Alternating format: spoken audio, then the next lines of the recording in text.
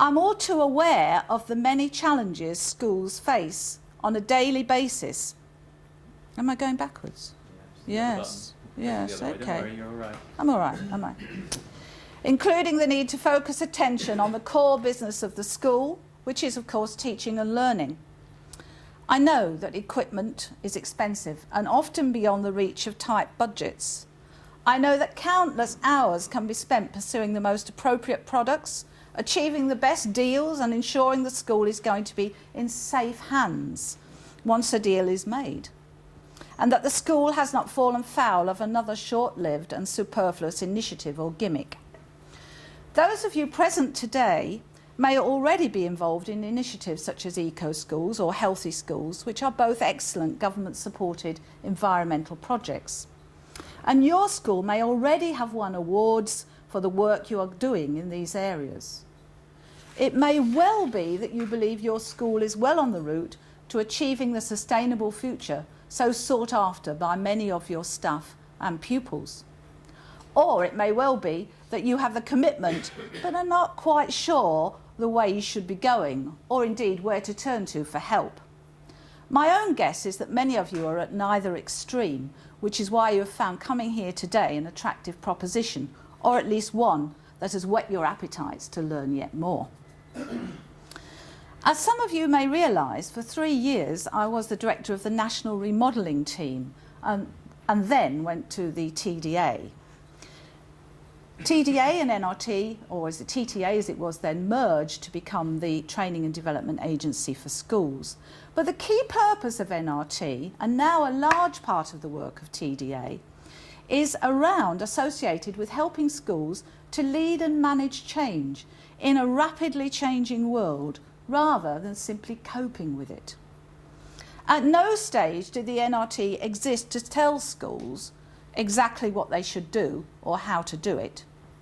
The NRT was well aware that schools already had the wherewithal within their organisations to resolve the issues that they faced. The focus was on providing the process and tools to empower and enable the organisation to find the contextual designs and solutions to the challenges they faced. Challenges that are not going to go away or slow down.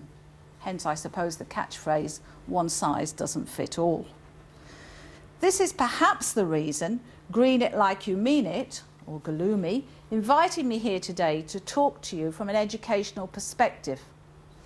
So I'm not here as a representative of any organisation, and there is no particular agenda I'm pushing, except the belief that schools have an important, nay, an absolutely vital part to play now in helping to ensure that the 21st century has a history that future generations can read about, whether that's in books or not, as they learn the history of what their ancestors achieved to make the Earth a better planet to live on. In simple terms, I would like to believe that the Earth is still habitable for such future generations. As I understand it, what GLUMI offers is a new opportunity where schools have control and where they can help make real aspirations about the future happen. What they argue is that people in schools do not need to depend on anyone's goodwill, but rather that they are in a position to take control of their own environment and ensure they contribute to making the Earth a safer place to live on. This notion is based on a belief that the staff and pupils in schools want to make a contribution to helping to save the planet, but may not always believe they have the resources achievable to achieve this dream. They have chosen one clear, tangible goal that would make the biggest difference to climate change: the ability to use renewable sources of technology to become carbon neutral energy centres. There are 10 schools in the UK at some stage of producing their own electricity, but there's no school that I know of that is producing 100% of its electricity from renewable sources. They would like to empower all schools with the tools to make this possible. So how can GLUMI help? First of all, it does not replace already existing initiatives such as eco-schools. Rather, it works with them in order to help drive the environmental sustainability agenda forward. Secondly, it recognises that there is a real desire within business to get involved and to be a part. It is a community interest company set up to exploit this scenario where all funds have to be given back to the schools to further the goals of the project. It argues that money attracts money and that it can attract the funding and advice to help make this aspiration a reality. But it realises that it will achieve nothing without the actual support of the school and the staff and the pupils and parents and the community that make the school a reality. Basically, what Gulumi argues is that the power is within the individual, be it teacher, teaching assistant, bursar, parent or child. It is not with corporations, with government, with the education authority. The power to make the money, to make it happen, rests with the people.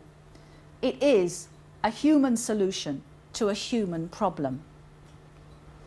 However, they also believe it will not work without the school's commitment and in particular teachers.